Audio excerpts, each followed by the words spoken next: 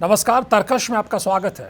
तर्कश में आज हम बात कर रहे हैं उत्तराखंड के परिवहन, समाज कल्याण, अल्पसंख्यक मामले, एमएसएमई, खादी, ग्रामोद्योग जैसे कई महत्वपूर्ण विभागों को देख रहे कैबिनेट मंत्री चंदन रामदास से। चंदन रामदास जी, चर्चा में आपका स्वागत है। धन्यवाद सर, पहले एक समय ऐसा होता था कि हाईकोर्ट फटकार लगा रहा है कि साहब रोडवेज के कर्मचारियों को तनख्वाह दीजिए, ये कोरोना में बसें दौड़ा रहे हैं, इनको वेतन नहीं मिल रहा। अब लेकिन दूसरी खबरें आ रही हैं, आप भी कहते सुने जा रहे हैं, कर्मचारियों से भी मैं बात कर रहा हूं तो साहब तनख्वाह भी मिल रही है, एरियर भी भुगतान हो रहा है। ये कैसे इतना, ये 4-6 महीने में क्या जादू आपने कर लिया? देखिए, जब मुझे परिवहन विभाग मिला, मुझे भी परिवहन विभाग एक बहुत बड़ी चुनौती लग रहा था। मगर जैसे ही मैंने कार्यभार संभाला, माननीय मुख्यमंत्री जी ने मुझे दायित्व दिया, तो चार धाम यात्रा शुरू हो गई। और चार धाम यात्रा से मैंने इस बार जो शुरुआत की, पहली बार रोडवेज की 100 बसें लगाई और पहली बार केमो की मैंने 50 बसें लगाई। और उसका इम्पैक्ट ये पड़ा कि 1.5 महीने में 5 करोड़ रुपये हमने रोडवेज ने कमाया। और फिर धीरे धीरे हमने रोडवेज की आमदनी बढ़ानी शुरू करी और कई और भी आविष्कार हमने रोडवेज में किए। उससे ये हुआ कि हमको उत्तर प्रदेश की जो परिसंपत्तियों का बंटवारा था, उसमें हमें मार्च में 104 करोड़ रुपये मिला और अभी 15 दिन पहले 100 करोड़ रुपया हमको फिर ये मिला।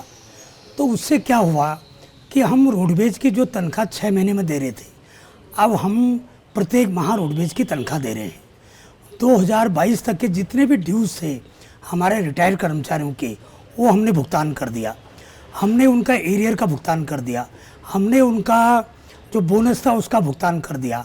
हम ड्रेस देते थे, हमने प्रत्येक ड्राइवर कंडक्टर के खाते में 3-3 हज़ार रुपये डाला और उन्होंने स्वयं अपनी मनपसंद की ड्रेस खरीदी।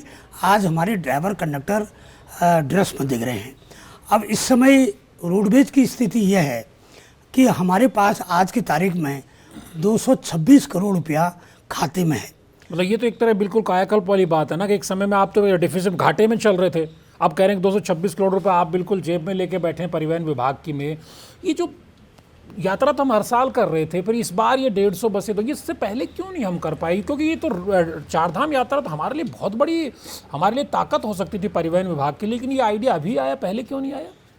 इस बार मैंने निजी व्यवसायियों से, निजी परिवहन के लोगों से, अपने सरकारी परिवहन से, परिवहन विभाग की संयुक्त बैठक करी और मैंने इस बार सबको विश्वास में लिया और हमने कहा कि चारधाम यात्रा कोरोना काल के बाद पहली बार हो रही और इस बार ऐतिहासिक होने जा रही है। और आपको बता के मुझे प्रसन्नता हो रही है कि कल तक 42 लाख लोग चारधाम यात्रा पर पहुंचे हैं। अभी कपाट बंद होने का टाइम है, अभी और बढ़ेंगे। ये भी वो हैं जो हमारे पंजीकृत, जो रजिस्टर्ड हैं वो हैं। बहुत से हजारों लोग और आए हैं और मैं समझता हूँ कि जो इस बार हमने अभिनव प्रयास किया कि पर्यटन क्षेत्र में हमारे चारधाम यात्री आएँ, लोगों के दर्शन करें, पर्यटन व्यवसाय बढ़े, गाड़ियों के भी व्यवसाय बढ़े। हमने इस बार ग्रीन कार्ड सिस्टम लाए, हमने हर गाड़ी का फिटनेस करा, हमने ये सुनिश्चित करा कि कम से कम दुर्घटनाएं हों। और वास्तव में इस बार एक आध दुर्घटनाएं हुई, मगर पिछले समय से इस बार दुर्घटनाएं कम हुई हैं। चारधाम यात्रा निष्कंटक हुई, सफल हुई, ऐतिहासिक हुई है। तो क्या अब ये भी एक तो जरिया भी बन गया, जब भी चारधाम यात्रा होगी तो रोडवेज इनिशिएट करेगा बहुत ज़्यादा, उसमें बसें दौड़ाए अपनी, ताकि उसका यानी कि एक रेवेन्यू जनरेशन का जरिया तो चारधाम अब रोडवेज के लिए भी बनेगा। बिल्कुल बढ़ेगा। उसके अलावा जो आप कह रहे हैं कि साहब हम 600 बसें नई खरीद रहे हैं, कैसे ये सब हो रहा? आपने कहा कि हम 200 बसें पहाड़ पे भी दौड़ाएंगे, आपने कहा कि ये जो इलेक्ट्रिक बसें, सीएनजी बसें आप लेकर के आ रहे हैं, ये किस तरह की योजना, ज़मीन पे कब उतरेगी? बातें तो सब लोग करते हैं कि हम ये कर देंगे, वो कर देंगे। आप ये बताइए, 600 बसें, ये 150-200 बसें कब आप सड़क पर दौड़ती हमें कब नजर आएंगी? अभी जब दिल्ली सरकार ने हमको नोटिस दिया एक एडवाइजरी के रूप में कि जितनी हमारी BS4 की बसें हैं वो जल्दी बंद कर दी जाएंगी और BS6 की बसें खरीदने का जो बात आई, तो उससे प्रेरित होके जब मैं अभी बेंगलोर गडकरी जी के कार्यक्रम में गया तो उन्होंने इलेक्ट्रिकल और CNG बसों को बढ़ावा देने के लिए कहा कि राज्य सरकारें प्रपोजल लाएं और हम आपको धनराशि देंगे।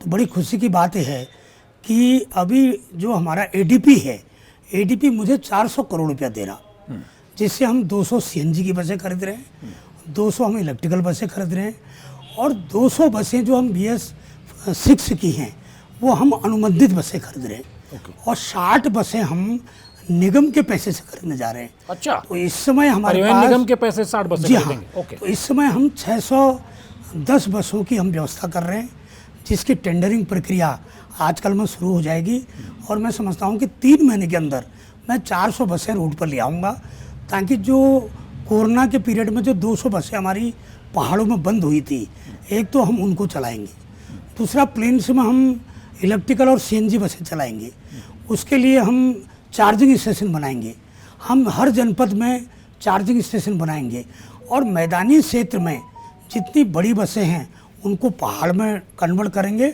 और मैदानी क्षेत्र में हम CNG और इलेक्ट्रिकल वाहन चलाएंगे। लेकिन ये तो बहुत अच्छी बात है, लेकिन कहीं भाड़ा तो नहीं बढ़ाएंगे? कहीं ऐसा ना हो कि भाड़ा ज़्यादा बढ़ाएंगे फिर आप, जब इतनी बसें दौड़ाएंगे, इतनी हाईटेक बसें लेके आ रहे, तो भाड़ा तो ज़्यादा नहीं बढ़ाएंगे? क्योंकि जुलाई में आपने भाड़ा बढ़ाया था। मैं आपके चैनल के माध्यम से विश्वास दिलाता हूँ कि भाड़ा कम होगा, ओके क्योंकि इलेक्ट्रिकल बसों में जो चार्जिंग है उसका चार्ज कम है, ओके, खर्चा और कम चूंकि वो प्लेन्स में चलेंगी उसका एवरेज भी अच्छा होगा, और जो हम बसें चला रहे हैं वो PPP मोड में भी चला रहे हैं, और हम किलोमीटर के हिसाब से चला रहे हैं। सारी व्यवस्था उस व्यवसाय की होगी, वो हमको किलोमीटर के हिसाब से देगा, इसलिए हमको कोई घाटा होने वाला उसमें यानी आम आदमी नहीं है। घबराने की जरूरत नहीं, कोई उसकी घबराने जेब की पे जरूरत एक्स्ट्रा नहीं। भार नहीं पड़ने वाला है। बिल्कुल 1 रुपये का भाव और भार जनता पर नहीं पड़ेगा, जनता को लाभ होने वाला है। उसके अलावा जैसे हम सुनते आ रहे हैं, इंदिरा हृदय के ज़माने से काठगोदाम में ISBT बनेगा साहब, उसके अलावा यहाँ पे टनकपुर में कुछ बनेगा, चंपावत में बनेगा, बागेश्वर में बनेगा। हालांकि बागेश्वर में तो डिपो आपने बना दिया। ये जो ISBT या बस स्टॉप हमारे बस स्टैंड, इनके मॉडर्नाइजेशन को लेकर के भी आप कुछ इनिशिएट कर रहे हैं क्या? कैसे वो बिल्कुल आधुनिक बने हमारे जो ISBT वगैरह हैं? बिल्कुल, इस बार जो हमारे पास पैसा है, जो हमको और मधु से भी पैसा मिलने जा रहा है, अभी भारत सरकार हमको पैसा देने जा रही है, तो मैंने एक खाका बनाया हुआ है कि हम हरिद्वार और काठगोदाम को जो हम ISBT बना रहे हैं वो हम PPP मोड में बना रहे हैं। उसकी DPR बिल्कुल तैयार है। उसके अलावा हम रुड़की में ज़मीन की व्यवस्था कर रहे हैं, वहाँ भी हम ISBT बनाने की बात कर रहे हैं। हम रामनगर को बढ़िया कॉमर्शियल डिपो बना रहे हैं, हम रुद्रपुर में बना रहे हैं, हम काशीपुर बना रहे हैं, हम कोटद्वार में बना रहे हैं। हमारे पास धनराशि है, और इसकी DPR हमारे भी शासन स्तर पर हमारे TSC में पड़ी हुई है, पैसे की व्यवस्था हमारे पास है, और हम एक वैकल्पिक रूप में हमारा हरबटपुर में भी हमारा यहाँ पर डिपो बन रहा है। और जो यहाँ ISBT के पास हमारा अभी मंडी परिषद है, यहाँ मंडी क्षेत्र में भी हमारा काम चल रहा है। इस समय रोडवेज के बाद पैसे की व्यवस्था है। टनकपुर को मैं सेंट्रल डिपो बनाने जा रहा हूँ। हमारे पास ज़मीन की व्यवस्था हो गई। बहुत साल से हल्द्वानी में ISBT की बात चल रही थी, 3 पानी में दिक्कत आ रही थी, गौला पार का मामला हाईकोर्ट में चल रहा, मगर काठगोदाम में जो मेरा जो रोडवेज का डिपो है, वहाँ हमको 5 एकड़ ज़मीन मिल गई है। ओके, और सरकार की ज़मीन भी मिल गई, वन भूमि मिल गई, उसके DPR भी तैयार हो गई। मैं पर्वतीय क्षेत्र का जो द्वार है काठगोदाम, वहाँ पर मैं ISBT बनाने जा रहा हूँ, जिस पर सहमति मिल गई है और पैसे की व्यवस्था हो गई है। माननीय मुख्यमंत्री जी का जो संदेश है, 2025 तक उत्तराखंड को उत्कृष्ट उत्तराखंड बनाएं, उत्तराखंड बनाएंगे। उसमें जो हमारा परिवहन विभाग है, परिवहन विभाग ने इस 3 साल के अंदर 35% राजस्व में वृद्धि की है। यानी राजस्व में वृद्धि करने वाला विभाग सबसे अच्छा परिवहन विभाग है। चूँकि घाटे का सौदा रोडवेज में था, आज रोडवेज को भी मैं 2025 तक सारे नए आविष्कारों के साथ, नए कॉमर्शियल के साथ, मैं आधुनिक तकनीक से जो हमारे डिपो बनेंगे, स्टेशन बनेंगे, जो हमारे ISBT बनेंगे, वो उत्तराखंड के उत्कृष्ट राज्य के रूप में एक मील का पत्थर साबित हो। बहुत बड़ी बात है, बहुत अच्छी बात है। फिर ये जो मदरसाज वगैरह को लेके आप कह रहे हैं, क्योंकि आप अल्पसंख्यक मामलों के मंत्री भी, आपने कहा कि साहब मदरसा जो लोग हैं वो हमसे रजिस्टर हो जाइए, वरना फिर आप बंद हो जाइए। क्या ये विवाद क्यों उठ रहा है, ऐसा क्यों हो रहा है? योगी स्टाइल में आप भी लगे हुए हैं, उत्तराखंड में भी ये सब नहीं चलेंगे कि अंधेरे में मदरसा खोल के बैठे हुए, पाठ्यक्रम क्या चल रहा है पता नहीं, पढ़ा क्या रहे पता नहीं। ये मदरसों को लेकर के भी आप बड़ा इनिशिएटिव ले रहे हैं। देखिए, मदरसों के मामले में कई लोगों की शिकायतें मेरे पास आई। उनकी शिकायतें ये आई हैं कि जब कक्षा 5 तक मदरसे में बच्चा पढ़ता है तो उसका कक्षा 6 में सरकारी स्कूल में एडमिशन नहीं हो रहा। ओके, क्यों? इसलिए नहीं हो रहा क्योंकि मदरसे शिक्षा विभाग से मान्यता प्राप्त नहीं। ओके, जो मदरसा कक्षा 8 तक चल रहा है उसके बच्चे का एडमिशन कक्षा 9 में नहीं हो रहा। तो क्या हम, अगर मेरे पास अल्पसंख्यक विभाग है तो मेरी जिम्मेदारी भी है कि अल्पसंख्यक विभाग के बच्चों को अच्छी शिक्षा मिले, गुणवत्तापूर्वक शिक्षा मिले, और इसके लिए मदरसों को शिक्षा विभाग से मान्यता लेनी चाहिए। ओके, ये उनके फायदे का सौदा, उन बच्चों के भविष्य के लिए अच्छा है। और ये राजनीतिक रूप में नहीं है। ओके, इसको शिक्षा के क्षेत्र से जोड़ा जाना चाहिए। और हमने ये पहल क्यों करी है, अभी प्रदेश में 419 मदरसे चल रहे हैं और 192 मदरसे ऐसे हैं जिनको भारत सरकार और उत्तराखंड सरकार पैसा देती है, मदद करती है।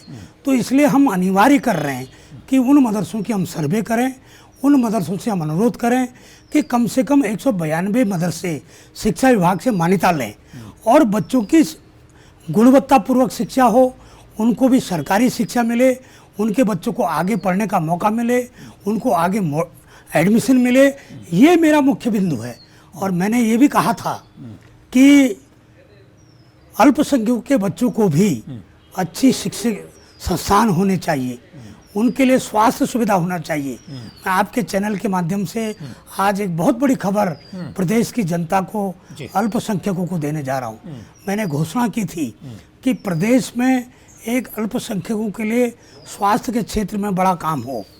अभी अभी मुझे माननीय मुख्यमंत्री पुष्कर सिंह धामी की प्रेरणा से देश के प्रधानमंत्री ने पिरान कलियर क्षेत्र में 50 बेड का हॉस्पिटल स्वीकृत किया है। ओके, और जिसका मैं जल्दी ही माननीय मुख्यमंत्री से शिलान्यास कार्यक्रम करने जा रहा हूं। और आने वाले समय में अल्पसंख्यकों के लिए पिरान कलियर क्षेत्र में आयुष मेडिकल कॉलेज की व्यवस्था होने जा रही है। बेहतरीन। सबका साथ, सबका विकास और सबका विश्वास अगर चंपावत चुनाव से दिया है, हरिद्वार के पंचायत से चुनाव दिया है, तो मैंने भी वायदा किया है कि अल्पसंख्यकों के विश्वास को तोड़ा नहीं जाएगा, उनको शिक्षा के क्षेत्र में और स्वास्थ्य क्षेत्र में जोड़ा जाएगा, जिसके लिए मेडिकल आयुष के क्षेत्र में बहुत बड़ी एक सफलता हमको मिल रही है। उसके मैं अपने लोगों को बधाई देता हूँ। बहुत अच्छी बात है। बहुत समाज कल्याण विभाग भी एक बहुत महत्वपूर्ण विभाग है, एक जो कमज़ोर तबकों के लिए बहुत सारी स्कीम वहाँ से निकल सकती है। समाज कल्याण विभाग में भी आपने कई समीक्षा बैठकें की हैं, अधिकारियों को भी आपने टाइट किया, वहाँ कुछ अच्छा, कुछ नया इनिशिएटिव कुछ क्या कर रहे हैं वहाँ पे? विगत 5 साल पहले दुर्भाग्यपूर्ण से समाज कल्याण विभाग में छात्रवृत्ति घोटाला हुआ, जिससे समाज कल्याण विभाग की जो आउट गोइंग ऑन गोइंग योजनाएं थी वो दब गई और बदनामी अलग से हो गई। और बदनामी अलग हुई। कई विभागीय जांच चल रही है, कई अधिकारी जेल गए और कई लोगों से वसूली हुई, कई इंस्टीट्यूशन पर कार्रवाई हुई। मगर समाज कल्याण विभाग एक ऐसा विभाग है, उसमें चाहे छात्रवृत्ति का हो, चाहे पेंशन की योजना हो, चाहे ITI हो, एकल विद्यालय हो, आवासीय विद्यालय हो, जगजीवन राम छात्रावास हो, हमारे आयोग हो, बोर्ड हो, निगम हो, ऐसी योजनाएं हैं जो अंतिम छोर पर बैठे हुए लोगों की मदद कर सकता है। हमने वृद्धावस्था पेंशन बढ़ाई है, हमने दिव्यांग पेंशन बढ़ाई। आज के मीडिया के माध्यम से आपने देखा होगा कि मैंने भी दिव्यांग के लिए 4% आरक्षण की व्यवस्था की थी। आज लोकसेवा आयोग में भी 4% आरक्षण लागू हो गया है, क्योंकि दिव्यांगों की सेवा करनी है। विधवा, वृद्धा पेंशन बढ़ाकर हमने पति पत्नी को पेंशन देने की बात करी। तो ये एक ऐसा महकमा है जो दीनदयाल उपाध्याय की जो अंतिम छोर पर बैठे हुए व्यक्ति की जो भावना की जो मूल भावना है, उसको हम पूरा करने का काम समाज कल्याण के माध्यम से कर सकते थे, जो नहीं हो पाया। अब होगा और हो रहा है। इसलिए मैं अटल आवास योजना लाया हूँ, जनजातीय आवास योजना लाया हूँ, बहुत से अभी और नए योजनाएं ला रहा हूँ, ताकि समाज कल्याण विभाग जो एक बहुत बड़ा विभाग अपना प्रदेश का है वो सक्षम रूप ले सके। MSME विभाग आप देखते हैं, उत्तराखंड में रोज़गार की, स्वरोज़गार की बहुत ज़रूरत है। MSME सेक्टर में भी गुंजाइश है कि स्वरोज़गार भी वहाँ से पैदा हो, रोज़गार भी। क्या वहाँ पे कुछ ऐसा कुछ इनिशिएटिव का कुछ तो पिछले दिनों आपने कहा था कि शायद छोटा छोटा करके निवेश भी 2-3 हज़ार करोड़ का आने वाला है आने वाले दिनों में MSME सेक्टर में? एमएसएमई सेक्टर देश की आर्थिकी में सबसे महत्वपूर्ण सेक्टर है। यस। और मैं समझता हूँ कि जो बड़े उद्योग लगते हैं वो करोड़ों के लगते हैं, वहाँ रोजगार कम होता है। मगर एमएसएमई में जो छोटे रोजगार होते हैं, मेरे पास गृह है, कुटीर, मध्यम और खादी ग्रामोद्योग जैसा सेक्टर है। और आप जानते हैं कि जब आज़ादी की लड़ाई हुई तो हमारे वहाँ एक सुई नहीं बनती थी। और आज एमएसएमई सेक्टर इतना महत्वपूर्ण सेक्टर हो गया। जब 15 अगस्त को लाल किले के प्राचीर में प्रधानमंत्री जी बोल रहे थे तो जो तोप की सलामी हुई वो हमारे देश में निर्मित तोप से हुई। यस। और अभी 16, 17, 18 में हमारा अहमदाबाद में एमएसएमई का एक बहुत बड़ा कार्यक्रम रक्षा मंत्री जी के साथ है। हम इसको रक्षा मंत्रालय के साथ भी जोड़ रहे हैं। अच्छा। और हम इस छोटे से उद्योग से हम बड़ा काम करने जा रहे हैं। और हमने इस बार एक नया काम किया है कि 10,000 करोड़ के जो नए निवेश मैदानी क्षेत्र में आ रहे हैं, ये निवेश पहाड़ में चढ़े। हमने पहाड़ में इस बार 1 डिस्ट्रिक्ट 2 प्रोडक्ट पर काम करना शुरू कर दिया है। ओके। और मैंने इस बार जो प्रधानमंत्री स्वरोजगार योजना है, जो मुख्यमंत्री स्वरोजगार योजना है, उसका पैटर्न बदल दिया। ओके। मैंने इस बार नैनो योजना में 10,000 का लक्ष्य रखा है। अच्छा। 8,000 का लक्ष्य पीएमएसवाई में रखा है। और इस बार बैंकों को 30 दिन का समय दिया है और सीधे डीआईसी को उसके लिए जिम्मेदार माना है। अब जिलाधिकारी सीडीओ के दफ्तर के चक्कर नहीं काटने पड़ेंगे। 1 महीने के अंदर ऑनलाइन एप्लीकेशनें जीएम के वहाँ आएंगी और जीएम बैंक के साथ बैठ के 30 दिन के उनको डिस्पर्स करेगा। यस और नो, जो बैंक नहीं करेगा दूसरा बैंक करेगा, उस बैंक के खिलाफ हम कार्रवाई करेंगे। जो मेरे समाज कल्याण के फंड उन बैंकों में है मैं तो तत्काल उनको हटाऊंगा। जो बैंक मदद करेगा, सरकारी योजनाओं में हमको योगदान करेगा, उसको प्रपोज किया जाएगा। इसलिए इस साल लक्ष्य अच्छा हुआ है। हम चाहते हैं कि लोग रोजगार भी लें और लोग रोजगार लेके रोजगार भी दें, औरों को भी दें। और पर्वतीय क्षेत्र के जो प्रोडक्ट हैं उन पर आधारित उद्योग लगे। ये इस बार एमएसएमई के माध्यम से प्रयास किया जा रहा है। और खादी को भी मैं पुनर्जीवित कर रहा हूँ। अच्छा। मैं श्रीनगर में एक बहुत बड़ा प्रधानमंत्री का फोकस है खादी पे। जी, प्रधानमंत्री कह रहे हैं खादी इज द फैशन और khadi is the nation. Yes. तो चूंकि मैं खादी से जुड़ा व्यक्ति हूँ और सौभाग्य से मेरे पास खादी ग्रामोद्योग है। और मैं इस बार मैंने भोगपुर से यहाँ मैं 4 नए सेंटर मैंने शुरू कर दिए। और मैं जितने भी एनएमसी चरखे हैं, एनएमसी चरखे में मैं सौर ऊर्जा लगा रहा हूँ। ओके। जो 700 ग्राम ऊन काटती थी मेरी बहन, अब 3 किलो काटेगी। अच्छा। मैं ऊल बैंक बना रहा हूँ। ऊल बैंक बना के मैं कतकरों की संख्या बढ़ा रहा हूँ। ओके। मैं उत्पादन बढ़वा रहा हूँ। उत्पादन बढ़ाऊंगा तो बिक्री बढ़ेगी। 4 धाम यात्रों पर रूट पर मैं फोकस कर रहा हूँ। वहाँ शोरूम खोलेंगे और आवश्यकता पड़े तो रोडवेज स्टेशनों को भी मैं शोरूम के रूप में उपयोग विभाग इस तरह इंटरकनेक्ट करेंगे। बहुत अच्छा, बहुत अच्छा। ये करीब 40, 45 बल्कि 47 साल का आपका राजनीतिक अनुभव है, क्योंकि आप तो जब हल्द्वानी में एमबी कॉलेज में पढ़ते थे तो वहाँ बीए फर्स्ट ईयर में आप निर्विरोध संयुक्त सचिव चुन लिए गए थे। वहाँ से राजनीति की यात्रा आपकी शुरू होती है।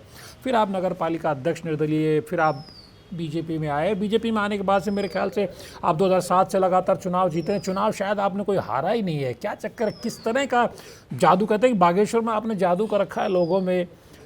चुनाव दर चुनाव 4 चुनाव जीत के बहुत कम लोग हैं उत्तराखंड में जो लगातार चुनाव जीतते जा रहे हैं। कैसे पब्लिक की नब्ज को कैसे थामे रखते हैं आप? ये जादू नहीं है, ये जनता का प्यार है। और हमेशा अपने क्षेत्र के साथ संवाद बना रहा, संगठन के साथ संवाद बना रहा, अपने नेतृत्व का हमेशा बातों का अनुपालन करता रहा। इसलिए नेतृत्व ने मुझे हमेशा आगे बढ़ाया और आगे बढ़ाते हुए कि मैंने विकास काम भी किए।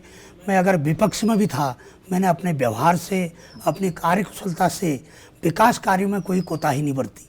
इसलिए संगठन के साथ तालमेल मिला के लगातार जनता ने मुझे आगे बढ़ाया। आज मैं प्रत्येक ग्राम सभा को रोड देने में सक्षम हुआ। हर घर में बिजली, हर घर में पानी। कोई ऐसा हाई स्कूल नहीं जहाँ मेरे टीचर नहीं, कोई ऐसा इंटर कॉलेज नहीं जहाँ सड़क नहीं। इसलिए मैंने उस रूट को भांपा, जनता की नब्ज टटोली और मैंने मंदिर बनाए, मैंने वहाँ बड़े काम किए, मैंने उद्योग लगाए, मैंने अल्मोड़ा मैग्नेसाइट का आविष्कार किया, वहाँ मैं आज पल्पलाइजर की फैक्ट्री लगा रहा हूँ, मैंने वहाँ ईंट बनाने का काम शुरू किया।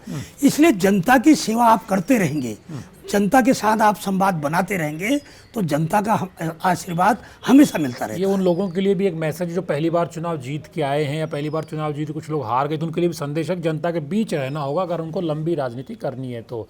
चंदन जी, पिछले दिनों आप अस्वस्थ हो गए थे, लेकिन आप तो बड़ा फिट से दिख रहे हैं। क्या बीच में तो बड़ा कहा, क्योंकि बजट सत्र के दौरान अस्वस्थ हुए उसके बाद में, लेकिन अब तो आप बिल्कुल ताबड़तोड़ बैठ के भी कर रहे हैं और पूरा एनर्जेटिक लग रहे हैं। अब कैसा फील कर रहे हैं?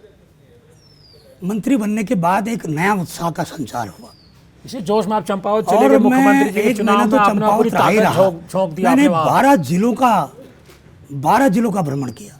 तो आप ही तो पहले चंपावत जाने के बाद मुख्यमंत्री जी ने वहाँ पे आपको झोंका और आप ही ने सबसे पहला फीडबैक दिया कि साहब यहाँ तो कम से कम 45-50 हज़ार की लीड बनती दिख रही है धामी जी की। ये आपने माननीय चीज़ भी रीड मुख्यमंत्री कर का ली थी। विश्वास था, हाँ। ये वहाँ की जनता का प्रेम था।